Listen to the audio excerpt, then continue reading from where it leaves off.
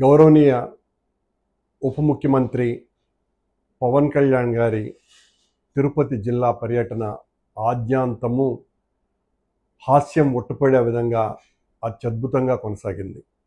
ఆయన తన 2 రోజుల పర్యటనలో ఒకరోజు మామండూరు అడవుల్లో మొక్కలు నాటే కార్యక్రమం చేయటం జరిగింది. ఎర్రచందనం దొంగల్ని చూసి వాటిల్ని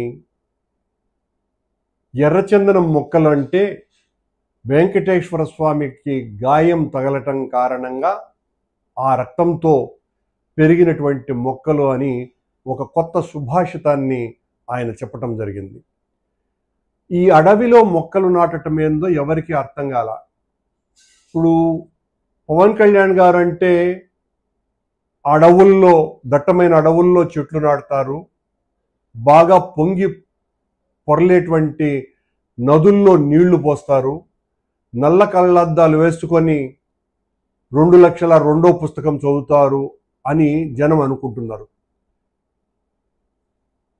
సాయంకాలం వరకు తిరిగినటువంటి ఆయన వెంటనే హైదరాబాదుకు వెళ్ళి మళ్ళీ ఉదయం ప్రత్యేక విమానంలో వచ్చి అక్కడి నుంచి హెలికాప్టర్లో పలమనేరుకు వెళ్ళి అక్కడ కుంకి ఏనుగులతో కాసేపు ఆటలాడుకొని అక్కడ ఉన్నటువంటి ఎమ్మెల్యేని తీవ్రంగా అవమానపరిచి, తిరుపతి ఎమ్మెల్యేని కనీసం పరామర్శించడానికి వచ్చినటువంటి, స్వాగతించడానికి వచ్చినటువంటి తిరుపతి ఎమ్మెల్యేతో, తన ఎమ్మెల్యేతో కూడా ఒక మాట కూడా మాట్లాడకుండా, ఏ ఒక్క రాజకీయులతోనూ కూడా కనీసమైనటువంటి వాళ్లతో సంభాషించేటువంటి అవకాశం కూడా ఇవ్వకుండా ఆయన పర్యటన ఆద్యాంతము చాలా హాస్యాన్ని స్ఫురణకు తెచ్చే విధంగా కొనసాగింది. ఆ సందర్భంగా ఆయన మాట్లాడినటువంటి మాటలు, ఎర్రచందనం దొంగలు ఆ దొంగల్ని పట్టుకొని దొంగల గురించి మాట్లాడుతూ, ఆ దొంగల్ని పట్టుకున్నది పూర్తిగా వైఎస్ఆర్ కాంగ్రెస్ పార్టీ హయాంలో. అంటే దాదాపు 2.5 లక్షల టన్నుల ఎర్రచందనం దొంగల్ని ఆయన చూడడం జరిగింది. ఆ చూసినటువంటి ఆ ఎర్రచందనం దొంగలన్నీ కూడా వైఎస్ఆర్ కాంగ్రెస్ పార్టీ పాలనలో జగన్మోహన్ రెడ్డి గారి నేతృత్వంలోనే పట్టుకున్నటువంటివి. మీ హయాంలో ఒక్క దొంగ కూడా మీరు పట్టుకోలా. దాన్ని గురించి మీరు చాలా గొప్పలు చెప్పుకుంటున్నారు. ఎర్రచందనం దొంగల్ని ఎలా కాపాడాలి, దొంగల్ని ఎలా శిక్షించాలన్నటువంటి విషయానికి సంబంధించి ఆయన చాలా పెద్ద విషయాలే మాట్లాడడం జరిగింది. తిరుపతిలో ఆయనకు ఆ వసతులు లేకుండా మరి హైదరాబాదుకు రాత్రికి కడుపు నింపుకోవటానికి, ఆ ఆకలిని తెచ్చుకోవటానికి ఎందుకు వెళ్ళారు అనేటువంటి అనుమానం అందరికీ కలుగుతున్నది. ఒకరోజు రాత్రి ఉండటానికే ఆయనకు అంత ఇబ్బందికరమైనటువంటి పరిస్థితి ఎందుకు వచ్చింది అన్నటువంటి విషయం ఎవరికి అర్థం కాల. లేదా ఆయన సమాధానం చెప్పి ఉండాల, నేను పలానా అర్జెంటుగా పని ఉంది అందువలన వెళ్ళాను అని. అలాంటి సమాధానం ఏమి కూడా, వివరణ కానీ ఏమి ఇవ్వకుండానే ఆయన రాత్రి వెళ్ళటం జరిగింది. కడుపు నింపుకోవటం కోసమని, రాత్రి అక్కడ పడుకునేదానికి పడక కోసమని ఆయన వెళ్ళటం అంటే చాలా ఆశ్చర్యం కలిగించేటువంటి విషయం ఇది. అది కూడా స్పెషల్ ఫ్లైట్లో వెళ్ళి మళ్ళీ స్పెషల్ ఫ్లైట్లోనే రావటం అన్నది. వచ్చి ఇక్కడ చేసినటువంటి నిర్వాహకం ఏమన్నా ఉంది అంటే అది కూడా ఏం పెద్ద గొప్పగా లేదు.